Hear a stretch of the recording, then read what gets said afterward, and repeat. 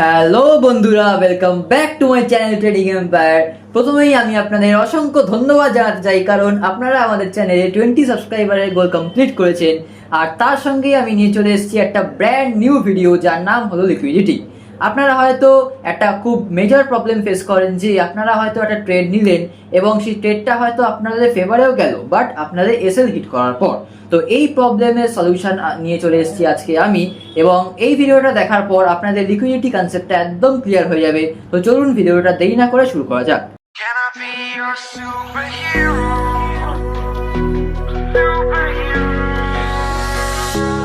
Liquidity কনসেপ্টটা বোঝার সময় আমাদের এই চারটে কনসেপ্ট খুব ভালো করে বুঝে নিতে হবে। ফার্স্ট কনসেপ্ট হচ্ছে গিয়ে difference between retail and institutional traders. Second, how institutional traders trap us. Third concept, diving in the concept of liquidity. And fourth concept, solution to avoid the trap.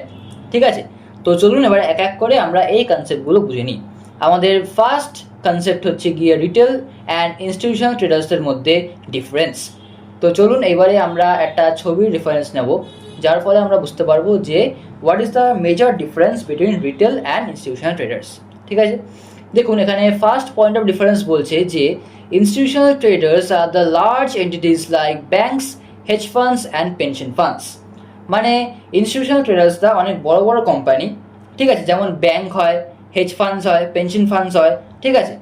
R retail brokers হচ্ছে গিয়ে individual investor, মানে আমাদের মতো যারা average investor, ঠিক আছে। মানে আমাদের কাছে তো অত ক্যাপিটাল নেই, আমরা অনেক বড়ও না, ওর জন্যে আমাদেরকে বলছে ইন্ডিভিজুয়াল ইনভেস্টর বা রিটেল ইনভেস্টর। ঠিক আছে, এটা গেল হচ্ছে গিয়ে first point of difference. Second point of difference কি বলছে যে ক্যাপিটাল অ্যান্ড রিসোর্সেস। ঠিক আছে, এটা হচ্ছে কি একটা মেজর পয়েন্ট, যে ইনস্টিটিউশনাল ট্রেডার্সদের কাছে লার্জ ক্যাপিটাল থাকে আর রিটেল ট্রেডার্সদের কাছে লিমিটেড ক্যাপিটাল থাকে। এবার যেহেতু ইনস্টিটিউশনাল ট্রেডাররা হেজ ফান্ডস, পেনশন ফান্ডস, তার ফলে ইনস্টিটিউশনাল ট্রেডার্সদের কাছে অনেক লার্জ ক্যাপিটাল থাকে এবং সেই কারণেই আমাদেরকে ট্র্যাপ করে। মানে ইনস্টিটিউশনাল ট্রেডার্সরা রিটেল ট্রেডার্সদের লার্জ ক্যাপিটাল দিয়ে ট্র্যাপ করে। যেহেতু আমাদের লিমিটেড ক্যাপিটাল থাকে, ওর জন্যে আমরা কিছু করতে পারি না। বাট যেহেতু ইনস্টিটিউশনাল ট্রেডার্সদের কাছে অনেক লার্জ ক্যাপিটাল থাকে, ওর জন্যে তারা আমাদেরকে ট্র্যাপ করে। And that concept is call liquidity. ঠিক আছে, তো এই ছিল হচ্ছে কি দুটো মেজর পয়েন্ট অফ ডিফারেন্স। তো আমাদের ফার্স্ট পয়েন্ট আমরা খুব সহজভাবে বুঝে নিলাম যে difference between retail and institutional traders. এইবারে আমরা বুঝে নেব যে how institutional traders trap us. Price যখন রেজিস্ট্যান্স সাপোর্টের মধ্যে কনসলিডেশন দেখায়, তখন সেই ফেজটাকে আমরা বলে থাকি অ্যাকিউমুলেশন ফেজ। এবার যখন প্রাইস অ্যাকিউমুলেশন ফেজে থাকে, তখন প্রাইস একটা সিগনিফিকেন্ট প্যাটার্ন ফলো করে। এবার সেই প্যাটার্নটা ধরা পড়ে রিটেল ট্রেডারের চোখে, তারপরে ইনস্টিটিউশনাল ট্রেডাররা আমাদের ট্র্যাপ করে। ঠিক আছে, এটাই হচ্ছে গিয়ে গোটা কাহানিটা। এবার এই স্টোরিটাকে আমরা পার্ট বাই পার্ট ফার্স্টে বুঝে নেব। ঠিক আছে, ফার্স্টে দেখুন, প্রাইস যখন রেজিস্ট্যান্স সাপোর্টের মধ্যে কনসলিডেশন দেখাচ্ছে, তখন একটা সিগনিফিকেন্ট প্যাটার্ন ফর্ম করে। কি প্যাটার্ন ফর্ম করে? দেখুন, প্রাইস যখন একটা সাপোর্টে আসছে, তখন প্রাইস ট্যাপ ইন করে সাপোর্টে আবার উপরে চলে যাচ্ছে। চলে গিয়ে যখন প্রাইস রেজিস্ট্যান্সে ট্যাপ ইন করছে, তখন প্রাইস আবার নিচে চলে আসছে। প্রাইস যখন আবার ঠিক সেম সাপোর্টে ট্যাপ ইন করছে, প্রাইস তখন উপরে চলে যাচ্ছে। আবার যখন রেজিস্ট্যান্সে ট্যাপ ইন করছে, তখন আবার নিচে চলে আসছে। ঠিক আছে, এবার এই যে প্যাটার্নটা, এই প্যাটার্নটা কিন্তু ফলো হয় যখন প্রাইস কনসলিডেশন প্যাটার্ন ফেজে থাকে। ঠিক আছে, এবার এই প্যাটার্নটাই কিন্তু রিটেল ট্রেডার্সদের চোখে ধরা পড়ে। মানে রিটেল ট্রেডাররা এই প্যাটার্নটাকেই কিন্তু নোটিস করে। ধরুন আমি একটা রিটেল ট্রেডার, ঠিক আছে, এই কনসেপ্টটাকে বুঝতে গেলে আমাকে একটা রিটেল ট্রেডারের মাইন্ডসেট থেকে বুঝতে হবে। ধরুন আমি একটা রিটেল ট্রেডার, এবার আমি চার্ট খুললাম, চার্ট খুলে আমি একটা পার্টিকুলার রেজিস্ট্যান্স আর সাপোর্ট মার্ক করলাম। মার্ক করে আমি দেখছি যে প্রাইস সেই পার্টিকুলার রেজিস্ট্যান্স আর সাপোর্টের মধ্যে অ্যাকিউমুলেশন ফেজে আছে, এবং অ্যাকিউমুলেশন ফেজে থাকাকালীন এই সিগনিফিকেন্ট প্যাটার্নটা ফর্ম হচ্ছে। তাহলে আমি একটা রিটেল ট্রেডার হয়ে আমি কি ভাববো? আমি দেখছি যে যখন রেজিস্ট্যান্সে প্রাইস যাচ্ছে, তখন প্রাইস ফল করছে, আর যখন সাপোর্টে প্রাইস যাচ্ছে, তখন প্রাইস ওপরে যাচ্ছে। এবার এই প্যাটার্নটা আমি যেহেতু দেখছি বারবার রিপিটেডলি ফর্ম হচ্ছে, তাহলে আমি যখন দেখছি, যদি আমি দেখি যে প্রাইস আমার রেজিস্ট্যান্সে এখন কারেন্টলি ট্যাপ ইন করছে, তাহলে আমি ফিউচারে কি প্ল্যান করব? ফিউচারে আমি এটাই প্ল্যান করব একটা শর্ট এন্ট্রি নেওয়ার।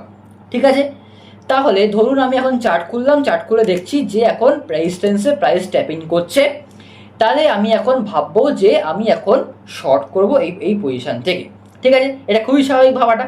এবং শর্ট করার সময় আমি স্টপ লস রাখবো হচ্ছে গিয়ে এই রেজিস্ট্যান্সের ঠিক এই ওপরে, আর টিপি রাখবো হচ্ছে গিয়ে এই এসএলের এই সাপোর্টের এই নিচে।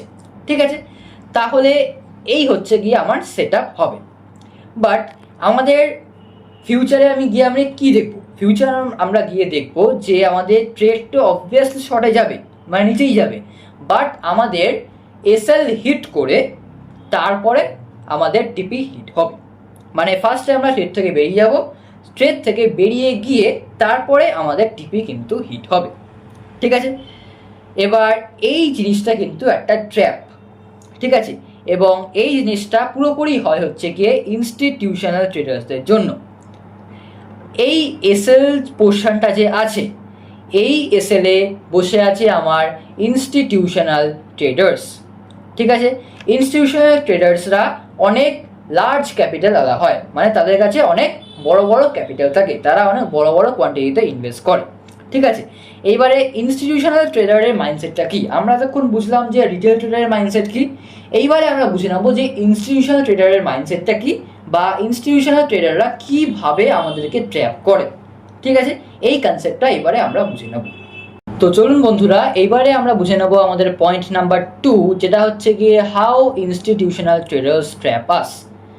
আমরা এবারে একটা ইনস্টিটিউশনাল ট্রেডারের মাইন্ডসেট থেকে ভাববো যে আমরা একটা রিটেল ট্রেডারকে কি করে ট্র্যাপ করতে পারবো। ঠিক আছে, তো চলুন সময় নষ্ট না করে এইবারে বুঝে নেওয়া যাক। প্রাইস যখন একটা অ্যাকিউমুলেশন ফেজে রান করে তখন কিন্তু একটা পার্টিকুলার প্যাটার্ন ফলো করে। এইবারে এই প্যাটার্নটা কিন্তু both retail traders and institutional trader observe করে। এইবারে দেখুন, ইনস্টিটিউশনাল ট্রেডার যখন ইনভেস্ট করে তখন কিন্তু তারা লার্জ কোয়ান্টিটিতে করে। ধরুন ইনস্টিটিউশনাল ট্রেডার যখন বাই করবে তখন সেটা কিন্তু অনেক লার্জ কোয়ান্টিটিতে বাই করবে, বা যদি ইনস্টিটিউশনাল ট্রেডার সেল করে তখনও কিন্তু সেটা অনেক লার্জ কোয়ান্টিটিতে সেল করবে। এইবারে আমি ধরে নিলাম যে ফার্স্ট সিনারিও আমাদের বাই সিনারিও, মানে যখন ইনস্টিটিউশনাল ট্রেডাররা বাই করবে। ঠিক আছে, ধরুন প্রাইস আমার সাপোর্টে এসছে, এবারে ইনস্টিটিউশনাল ট্রেডাররা ভাবলো যে আমি এখান থেকে বাই করব অনেক কোয়ান্টিটিতে, মানে ধরে নিলাম 10,000 বা 1 লাখ কোয়ান্টিটিতে আমি বাই করব। কিন্তু এবার এই কনসেপ্টটা আমাদের বুঝতে হবে যে আমি যদি বাই করতে যাই এত কোয়ান্টিটিতে, তাহলে সেই কোয়ান্টিটির সেলারও তো থাকা দরকার মার্কেটে, না হলে তো আমি সেল করতে পারবো না। আজকে আমি যদি একটা পেন কিনতে যাই তাহলে দোকানদারকে সেই পেনটা বেচতে হবে, আমাকে সেল করতে হবে, না হলে কিন্তু আমি সেই পেনটা কিনতে পারবো না। ঠিক সেরকমই এখানে যেহেতু ইনস্টিটিউশনাল ট্রেডাররা অনেক লার্জ কোয়ান্টিটিতে ইনভেস্ট করে, মানে লার্জ কোয়ান্টিটিতে বাই করতে চাইছে, সেই কারণে তাদের অনেক লার্জ নাম্বার অফ সেলার্সও দরকার। ঠিক আছে, না হলে কিন্তু তারা বাই করতে পারবে না। এবার সেই কারণেই তারা একটা ফেক সেলিং মুভ ক্রিয়েট করে। ঠিক আছে, তারা কি করে, তারা একটু কম কোয়ান্টিটিতে সেল করে। ঠিক আছে, মানে আমি এটা বলতে চাইছি, ধরুন এখন প্রাইস এখানে সাপোর্টে আছে, তখন এবার প্রাইস সাপোর্টে আছে, এবার সবাই জানে যে এখন রিটেল ট্রেডাররা ভাবছে যে প্রাইস এখন উপরে যাবে, কারণ এই প্যাটার্নটাই আগে ফলো হয়েছে। ঠিক আছে, in the past this pattern was repeatedly followed, এবং সেই কারণে রিটেল ট্রেডাররা ভাবছে যে এখন প্রাইস উপরে যাবে। এইবারে প্রাইস উপরে তো যায়, বাট একটা ফেক সেলিং মুভ ক্রিয়েট করার পর তারপরে উপরে যায়, মানে ইনস্টিটিউশনাল ট্রেডাররা একটা ফেক সেলিং মুভ দেখায়। ঠিক আছে, মানে প্রাইসকে একটু এই সাপোর্টের, ধরুন এই জায়গাটা, এই যে প্রাইস ডিফারেন্সটা, ঠিক আছে, এইটুকু প্রাইস নিচে নিয়ে যায়, মানে একটা ফেক সেলিং মুভ ক্রিয়েট করে। মানে ইনস্টিটিউশনাল ট্রেডাররা এইটা মনে করাতে চায় রিটেল ট্রেডারদেরকে যে প্রাইস এখন নিচে যাবে। ঠিক আছে, এখন ব্রেক ডাউন হয়েছে সাপোর্টের, ওর জন্য প্রাইস এখন নিচে যাবে। ঠিক আছে, এবার এই সাইকোলজিটা রিটেল ট্রেডারদের মাথার মধ্যে ঢোকাতে চায়, এবং রিটেল ট্রেডাররা তখন প্যানিক করে। ঠিক আছে, যে এ বাবা, আমি তখন ভেবেছিলাম বাই করবো, বাট কিন্তু এখন তো সেল হচ্ছে, তাহলে আমি সেল করি এখন। ঠিক আছে, এইবার রিটেল ট্রেডাররা যেই এবারে সেল করবে, দেখুন এখানে রিটেল ট্রেডাররা দু রকমের মেন্টালিটি তৈরি হতে পারে। ঠিক আছে। একরকম হচ্ছে গিয়ে যে যেটা আমি বললাম যে যেহেতু প্রাইস সাপোর্টে এসছে ওর জন্য এখন ভাবছে যে এখন উপরে যাবে, এইটা একটা মেন্টালিটি। আর দ্বিতীয় মেন্টালিটি হচ্ছে গিয়ে যে যদি প্রাইস দেখে যে প্রাইস এখন সাপোর্টের নিচে ব্রেক ডাউন দিল, ঠিক আছে, তাহলে এখন কিন্তু প্রাইস নিচে যাবে, এই মনে করে কিন্তু রিটেল ট্রেডাররা শর্ট করতে পারে।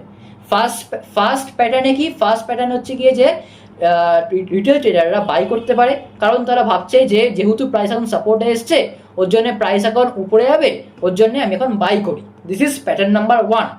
অ্যান্ড প্যাটার্ন নাম্বার 2 কি, প্যাটার্ন নাম্বার 2 হচ্ছে গিয়ে যে যেহেতু প্রাইস এখন নিচে যাচ্ছে, মানে প্রাইস এখন যেই ব্রেক ডাউন দিল, ঠিক আছে, তখন আমি সেল করব, কারণ তারা ভাবছে যে যেহেতু সাপোর্ট ব্রেক হয়ে গেছে তার মানে সেলাররা মার্কেটে এখন মজুদ আছে, ওর জন্যে প্রাইস এখন নিচে যাবে।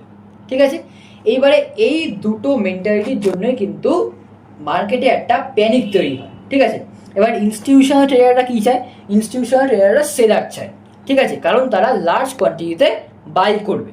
এইবারে সেই সেলার তৈরি করার জন্য ইনস্টিটিউশনাল ট্রেডাররা একটা ফেক সেলিং মুভ ক্রিয়েট করে। ঠিক আছে, এবার যেহেতু একটা ফেক সেলিং মুভ ক্রিয়েট করে ওর জন্য যারা ব্রেক ডাউন স্ট্র্যাটেজি ট্রেড করে, মানে যারা এটা ভেবে ট্রেড করে যে যেই সাপোর্ট ব্রেক করবে প্রাইস তখন আমি শর্ট প্ল্যান একটা এক্সিকিউট করব, তাহলে যেই এখন প্রাইস সাপোর্টটা ব্রেক করবে তখন তাহলে কী হবে, তখন তাহলে রিটেল ট্রেডাররা তখন শর্ট করবে, মানে এখানে সেল করবে। ঠিক আছে, আর তাদের এসএল লাগবে এই অবধি, আর টিপি হচ্ছে গিয়ে এই 1:2 ধরুন রাখলো। ঠিক আছে, তাহলে এখানে কি করলো, এখানে রিটেল ট্রেডাররা কিন্তু সেল করলো, মানে সেল অর্ডার দিল। ঠিক আছে, তার মানে রিটেল ট্রেডাররা কিন্তু সেলার্স হয়ে গেল। ঠিক আছে, তার মানে এইখান থেকে বা এই প্যাটার্নটা ফলো করে একটা কিন্তু কিছু অ্যামাউন্ট অফ সেলার্স কিন্তু ইনস্টিটিউশনাল ট্রেডাররা পেল। ঠিক আছে, এখানে কিছু অ্যামাউন্ট অফ সেলার পেলো, সব পেলো না, কিছু অ্যামাউন্ট অফ সেলার এই প্যাটার্নটা ফলো করে তারা পেল। এইবারে আরও সেলার কি করে পাবে, আরও সেলার পাবে হচ্ছে গিয়ে যে যারা ব্রেকআউট ট্রেড করে না। ঠিক আছে, যারা ধরুন ভাবছে যে সাপোর্টে প্রাইস আসছে এইবারে প্রাইস ট্যাপিং করে উপরে যাবে, তারা কি করবে, তারা বাই করবে। ঠিক আছে, তারা তো বাই করবে। এবারে তারা যখন বাই করবে তখন তারা কী ভেবে বাই করবে, যে আমি স্টপ লস রাখবো এই অবধি সাপোর্টের একটু নিচে, আর আমি টেক প্রফিট রাখবো হচ্ছে কি এই রেজিস্ট্যান্স অবধি, কারণ সেই প্যাটার্নই ফলো হচ্ছে ইন দ্য পাস্ট। এইবার যখন এসএলটা আমার রাখছে এই সাপোর্টের নিচে, তখন কি করছে, তখন ইনস্টিটিউশনাল ট্রেডাররা একটু ফেক ব্রেকআউট দিচ্ছে। এইবার যেহেতু এই ফেক ব্রেকআউট দিচ্ছে ওর জন্য কিন্তু আমাদের এসএল হিট হয়ে যাচ্ছে। এবং ফর ইয়োর কাইন্ড ইনফরমেশন আমি এটা বলে রাখতে চাই যে বাই অর্ডারের স্টপ লস কিন্তু একটা সেল অর্ডার হয়, মানে আমি এসএলটা বেসিক্যালি সেট করছি কেন, যে এটাই হচ্ছে কি আমার লাস্ট প্রাইস যেখানে আমি বেচতে পারবো। ঠিক আছে, এর নিচে যদি প্রাইস চলে যায় তাহলে কিন্তু বেসিক্যালি আমি কিন্তু আর বেচতে পারবো না, কারণ দেখুন আমি যদি এন্ট্রি নিই এখানে তাহলে, আর আমি যদি এসএল সেট করি এখানে, মানে কি আমি লসে তো রান করছি। ঠিক আছে, সেটা সবাই জানে, বাট এটা হচ্ছে কি আমার লাস্ট লেভেল অফ লস, মানে এর নিচে কিন্তু যদি লস হয় তাহলে কিন্তু সেই লসটা আমি নেব না, আমি ট্রেড থেকে সিম্পলি বেরিয়ে যাব, তার জন্যই এসএলটা সেট করা। এইবার তার মানে কি, তার মানে বেসিক্যালি এসএলটা হয়ে যাচ্ছে আমার একটা সেল অর্ডার। এইবারে যখন ইনস্টিটিউশনাল ট্রেডাররা এই ফেক ব্রেকআউটটা দিয়ে বা ফেক সেলিং মুভটা ক্রিয়েট করে আমাদের এসএল হিট করছে, ঠিক আছে, তখন কিন্তু আমরা বেসিক্যালি সেলার্স হয়ে যাচ্ছি, কারণ আমাদের সেল অর্ডার এক্সিকিউট হয়ে যাচ্ছে। ঠিক আছে, এটা কিন্তু একটা মেজর কনসেপ্ট, এটা কিন্তু আপনাদের বুঝতেই হবে যে বাই অর্ডারের স্টপ লস সেল অর্ডার হয়, এবং ইনস্টিটিউশনাল ট্রেডাররা যখন ফেক সেলিং মুভ ক্রিয়েট করছে তখন আমাদের এসএল হিট হয়ে যাচ্ছে, আমরা সেলার্স হয়ে যাচ্ছি বিকজ আমাদের সেল অর্ডার এক্সিকিউট হয়ে যাচ্ছে বলে। ঠিক আছে, এইবার দেখুন যেই আমাদের সেল অর্ডার এক্সিকিউট হয়ে গেল আমরা সেলার হয়ে গেলাম, মানে এখন ইনস্টিটিউশনাল ট্রেডার্সদের কাছে অনেক অ্যামাউন্ট অফ সেলার হলো, দুটো প্যাটার্ন দিয়ে সেলার ফর্ম হলো, একটা হচ্ছে কি ব্রেকডাউন সেলার আর একটা হচ্ছে কি এই প্যাটার্ন দিয়ে সেলার ফর্ম হলো। ঠিক আছে, তার মানে এখন অনেক সেলার ফর্ম হয়ে গেল, অনেক সেলার পেয়ে গেল ইনস্টিটিউশনাল ট্রেডাররা। এইবারে কি করবে, এইবারে ওরা লার্জ কোয়ান্টিটি বাই করে দেবে। ঠিক আছে, এবং যার ফলে আমরা দেখি যে প্রাইস আমাদের এসএল হিট করে এখন তত্তর করে উপরে চলে যায়, উপরে গিয়ে আমাদের টার্গেট কিন্তু অ্যাচিভ হয়ে যায় বাট এসএল হিট করার পর। ঠিক আছে, এইটাই হচ্ছে গিয়ে মেজর কনসেপ্ট অফ লিকুইডিটি। এই কনসেপ্টটাকেই বলা হচ্ছে লিকুইডিটি। ঠিক আছে, এই যে এসএল অর্ডার আমাদের কি হলো, আমাদের তো এসএলটা হিট হলো মানে আমাদের লস হলো, তাহলে কি এটা একটা ট্র্যাপ তৈরি করলো। বেসিক্যালি ইনস্টিটিউশনাল ট্রেডাররা আমাদের মাইন্ডসেটকে কপি করে, আমাদের মাইন্ডসেটকে জেনে নিয়ে একটা ট্র্যাপ তৈরি করলো। এবার এই ট্র্যাপটার জন্যই আমরা কিন্তু লস খেয়ে গেলাম, বাট ইনস্টিটিউশনাল ট্রেডাররা কিন্তু অনেক লার্জ অ্যামাউন্টে প্রফিটেবল হয়ে গেল। ঠিক আছে, তো এটাই ছিল হচ্ছে গিয়ে বাই সিনারিওর ক্ষেত্রে ট্র্যাপ। এইবারে আমরা বুঝে নেবো যে সেল সিনারিওর ক্ষেত্রে ট্র্যাপ কি হয়। তো চলুন বন্ধুরা, এবারে আমরা বুঝে নেবো একটা সেলিং সিনারিও, মানে ইনস্টিটিউশনাল ট্রেডাররা এখন সেল করবে ইন লার্জ কোয়ান্টিটিস, যার ফলে দরকার লার্জ নাম্বার অফ বায়ার্স। বা যেহেতু এখন প্রাইস অ্যাকিউমুলেশন ফেসে আছে, ওর জন্য এখন কিন্তু বায়ার্সরা প্রেজেন্ট নেই, ওর জন্য ইনস্টিটিউশনাল ট্রেডাররা একটা ফেক মুভ দিয়ে বায়ার্স তৈরি করবে। কারণ আমি যদি আজকে একটা পেন বেচতে যাই, তাহলে সেই পেনটাকে কাউকে কিন্তু কিনতে হবে, নাহলে কিন্তু আমি সেই পেনটা সেল করতে পারবো না। ঠিক সেরকমই এখানে কি করবে, এখানে যেহেতু বায়ার্সরা প্রেজেন্ট নেই, ওর জন্যে ইনস্টিটিউশনাল ট্রেডাররা একটা ফেক বাই মুভ তৈরি করবে। ঠিক আছে, এবার যেই বাই মুভ তৈরি করবে, সেই কিছু রিটেল ট্রেডার কিন্তু বাই করবে, কারণ তারা এই ভেবে বসেছিল যে যেই রেজিস্ট্যান্স ব্রেক হবে তখন কিন্তু আমি বাই করব, কারণ তখন আমি ভাববো যে সেলার্স আর ফলিং উইক, ওর জন্য আমি এখন বাই করব। এবার যেই বাই করবে তখন কিন্তু সেখান থেকে কিছু বাই অর্ডার যেহেতু এক্সিকিউট হলো, এবার সেখান থেকে কিন্তু কিছু বায়ার্স আমি পেয়ে যাচ্ছি, মানে ইনস্টিটিউশনাল ট্রেডাররা পেয়ে যাচ্ছে। ঠিক আছে, এখান থেকে কিছু বায়ার্সরা গ্যাদার আপ হলো। এইবারে দ্বিতীয় বায়ার্স কি করে গ্যাদার আপ হবে, যখন এখান থেকে কিছু রিটেল ট্রেডার সেল করবে এই ভেবে যে প্রিভিয়াস প্যাটার্নের মতো প্রাইস এখনো আবার রেজিস্ট্যান্সকে ট্যাপ ইন করে সাপোর্টে যাবে, ওর জন্য কিছু রিটেল ট্রেডার এখন সেল করবে। ঠিক আছে, এবার যেই সেল করবে তাদের স্টপ লস রেজিস্ট্যান্সের কিছুটা উপরে লাগাবে। এইবার প্রাইস যখন একটা ফেক মুভ দেবে, ঠিক আছে, ফেক একটা বাইং মুভ দেখে, তখন কিন্তু এই স্টপ লসটা কিন্তু এক্সিকিউট হয়ে যাবে। এবং আমি বলে রাখছি ফর ইউর কাইন্ড ইনফরমেশন যে একটা সেল অর্ডারের স্টপ লস কিন্তু একটা বাই অর্ডার হয়। ঠিক আছে, এইটা কিন্তু আপনার মনে রাখতে হবে। এবার যেহেতু বাই অর্ডার হয়, তার মানে যখনই প্রাইস এই স্টপ লসটা হিট করবে, তার মানে তখন আমার বাই অর্ডার এক্সিকিউট হয়ে গেল এবং আমার বায়ার্সরা গ্যাদার আপ হয়ে গেল। ঠিক আছে, তার মানে এইখান থেকে কিন্তু আমি কিছু বায়ার্সদের পেয়ে গেলাম। ঠিক আছে, তাহলে আগে একটা প্যাটার্ন ফলো করে আমি কিছু বায়ার্স পেলাম, আবার এই প্যাটার্নটা ফলো করে একটা কিছু বায়ার্স পেলাম, তাহলে এখান থেকে কিন্তু আমার অনেক লার্জ কোয়ান্টিটিস অফ বায়ার আমি পেয়ে গেলাম।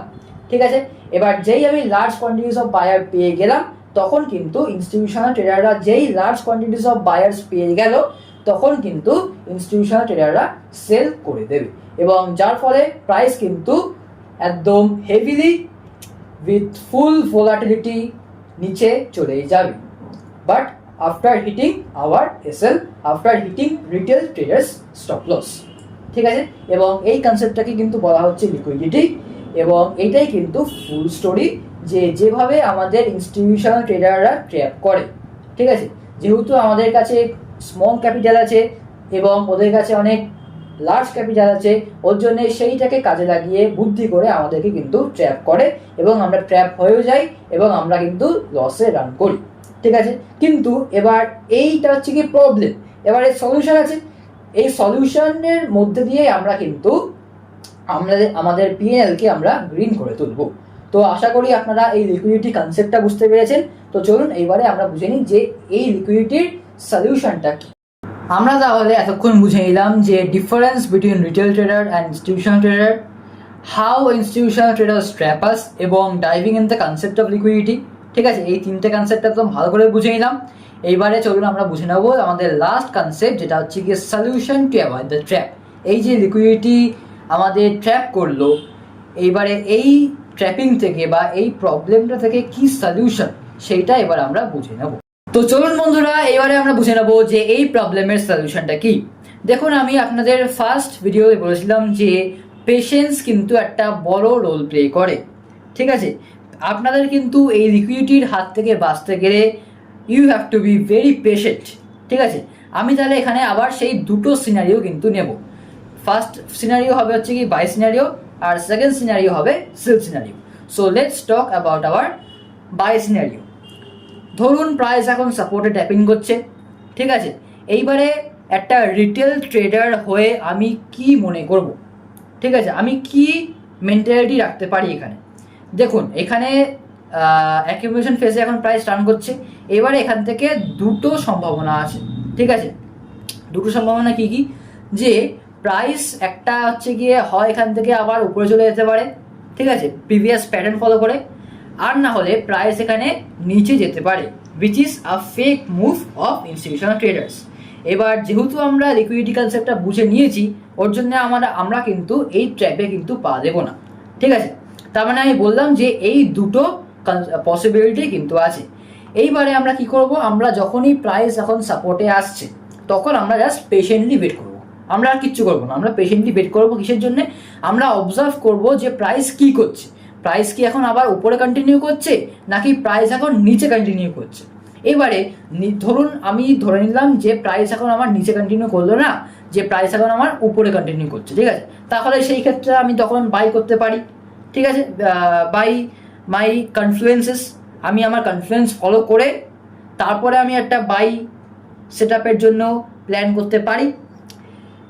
আর যদি আমি দেখি যে না প্রাইস এখন এই সাপোর্ট ব্রেক করলো, তাহলে এই সময় আমাদেরকে পেশেন্ট হতে হবে, কারণ এখন আমাদের দুটো কন্ডিশন মানে দুটো পসিবিলিটি আছে, ঠিক আছে। কি কি পসিবিলিটি, পসিবিলিটি নাম্বার 1 একটাই, যে প্রাইস এখান থেকে কন্টিনিউ করলো নিচে, ঠিক আছে, যেহেতু সাপোর্ট ব্রেক করে দিল ওর জন্য বায়ার্সরা উইক হয়ে গেল, ওর জন্য প্রাইস এখন নিচে কন্টিনিউ করবে, ঠিক আছে। তো এইটা একটা স্ট্র্যাটেজি যার ভিডিও আমি ফিউচারে আপলোড করব, but for now for a timing এটা একটা স্ট্র্যাটেজি যে প্রাইস যদি সাপোর্ট ব্রেক করে তার মানে বায়ার্সরা আমার উইক হয়ে যাচ্ছে এবং এখন প্রাইস নিচে যাবে, ঠিক আছে। এইটা একটা পসিবিলিটি হতে পারে।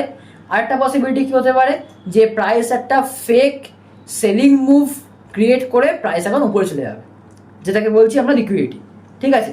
যখনই প্রাইস একটা সাপোর্টের নিচে মুভ দিচ্ছে তখন আমাদের কিন্তু ওয়েট করতে হবে আমাদের ইন্ডিকেটরের জন্য, যার নাম হলো হচ্ছে গিয়ে ভলিউম, ঠিক আছে। ভলিউম কিন্তু একটা মুখ্য ইন্ডিকেটর বা একটা very important indicator to verify that weather this move is a liquidity or not, ঠিক আছে। যদি আমার প্রাইস এখন ব্রেক করলো, ঠিক আছে, প্রাইস ব্রেক করলো বাট ব্রেক করার পর সেই ক্যান্ডেলটায় হাই ভলিউম হলো না, তাহলে কিন্তু আমি সেই ক্যান্ডেলে আমি কিন্তু এন্ট্রি করব না, এবং আমি বুঝতে পারবো যে এটা একটা ফেক মুভ এবং এটা একটা লিকুইডিটি মুভ, ঠিক আছে। এবার যেহেতু আমি চাইবো না যে আমি ট্র্যাপ হই, ওর জন্য আমি কিন্তু তখন ওয়েট করে যাব, ঠিক আছে। আর আমি যদি দেখি যে না এখানে একটা বড় হিউজ ক্যান্ডেল ফর্ম হচ্ছে, যেমন ধরুন এই যে এরকম ধরুন একটা ক্যান্ডেল ফর্ম হচ্ছে, ঠিক আছে, ভলিউম এখন বার দিয়ে রিপ্রেজেন্ট করা হয়, ঠিক আছে। আমি একটা ভিডিও বানাবো, চিন্তা নেই, আমি একটা ভিডিও বানাবো, আমি তার সাথে একটা স্ট্র্যাটেজিও দেবো, but still for the time being volume এরকম হয়, এরকম বার দিয়ে রিপ্রেজেন্ট করা হয়। তো হাই ভলিউমের অনেক লম্বা লম্বা বার হয় আর স্মল ভলিউমের অনেক ছোট ছোট বার হয়, ঠিক আছে। তা আমি যদি দেখি যে আমার বড় বড় বার তৈরি হচ্ছে, তাহলে আমি ভাববো যে yes this move is real এবং প্রাইস কিন্তু এখন নিচেই যাবে।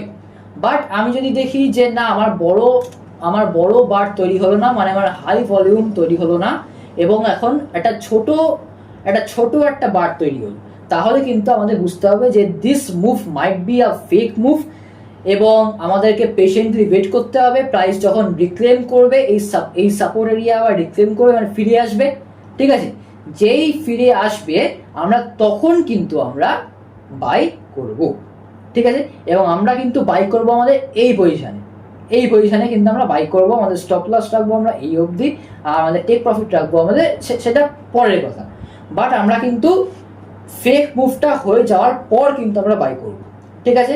এবং সেই মুভটা ফেক কিনা সেটা বোঝার উপায় হচ্ছে গিয়ে এই ভলিউম, ঠিক আছে। তাহলে এটা আমাদের হয়ে গেল হচ্ছে গিয়ে solution to the buy scenario. এইবারে চলুন বুঝে নিই solution to the sell scenario. তো চলুন বন্ধুরা এবারে আমরা বুঝে নেবো সিনারিও নাম্বার 2, যেটা হচ্ছে গিয়ে সেলিং সিনারিও। ধরুন প্রাইস এখন ব্রেকআউট দিল রেজিস্ট্যান্সের ওপরে, তাহলে কিছু ট্রেডার থাকবে যারা এখানে ব্রেক আউট স্ট্র্যাটেজি ট্রেড করবে। তারা কিভাবে তারা বুঝবে যে এই মুভটা ফেক কি ফেক না? সেই একই ইন্ডিকেটর, ভলিউম ইন্ডিকেটর। আমাদের ভলিউম ইন্ডিকেটরকে কাজে লাগিয়ে বুঝতে হবে যে this move is fake or not. যদি মুভটা ফেক হয় তাহলে সেখানে ছোট ছোট ভলিউম ফর্ম করবে, ঠিক আছে, এবং ছোট ছোট ভলিউম ফর্ম করবে। আর যদি সেই মুভটা যদি ফেক মুভ না হয় তাহলে কিন্তু সেখানে একটা বড় বার ফর্ম করবে যেটা রিপ্রেজেন্ট করছে হাই ভলিউমকে, এবং সেই ক্ষেত্রে কিন্তু আমরা বাই করতে পারি। বাট ইন কেস যদি আমাদের ছোট ভলিউম ফর্ম হয় তাহলে কিন্তু আমরা পেশেন্টলি ওয়েট করে যাব। কিসের জন্য? For the price to declaim. যেই প্রাইস এখানে আবার ডিক্লেম করে আসবে রেজিস্ট্যান্সকে লিকুইডিটি সুইপ করে, তখন কিন্তু আমরা ঠিক এই পজিশনে, ধরুন প্রাইস এখানে আসলে সুইপ করে এই জায়গাটা এসে থামলো, এবার আমরা কিন্তু এই পজিশনে কিন্তু আমরা এন্ট্রি নেব, মানে শর্ট করব। আর শর্ট করে কিন্তু আমরা এখন এসএল সেট করব এই সুইং হাই অবধি আর টেক প্রফিট এই অবধি, সেটা পরের কথা। বাট এটা হচ্ছে কি সলিউশন, ঠিক আছে, এই ট্র্যাপটা থেকে বাঁচার হচ্ছে কি এটাই সলিউশন, ঠিক আছে। আর এই কনসেপ্টটাকে কিন্তু বলা হচ্ছে লিকুইডিটি কনসেপ্ট। তো আশা করছি বন্ধুরা আপনারা এই লিকুইডিটি কনসেপ্টের ভিডিওটা খুব ভালো করে বুঝতে পেরেছেন। এর যে সলিউশন সেটাও আপনারা খুব ভালো করে বুঝতে পেরেছেন। আমার ভিডিওটা দিতে একটু দেরি হয়ে গেল, তার জন্য আমি আপনাদের কাছে ক্ষমা চাইতে চাই। কিন্তু যাই হোক, আপনারা এই ভিডিওটা দেখুন, ভালো করে দেখুন, এবং আমি বলবো যে এই ভিডিওটা আপনারা যদি একবারে বুঝতে না পারেন তাহলে বারবার দেখুন, কারণ এই কনসেপ্টটা একটু অ্যাডভান্স কনসেপ্ট, তো অনেকেই হয়তো বুঝতে অসুবিধা হতে পারে। আর আপনারা যদি ইনকেস কিছু না বোঝেন তাহলে কিন্তু আপনারা অবশ্যই কমেন্ট বক্সে আমাকে আপনাদের কোয়েশ্চেনটা কমেন্ট করে জানাবেন। আর দেখা হচ্ছে পরের ভিডিওতে, ততক্ষণের জন্য গুড বাই।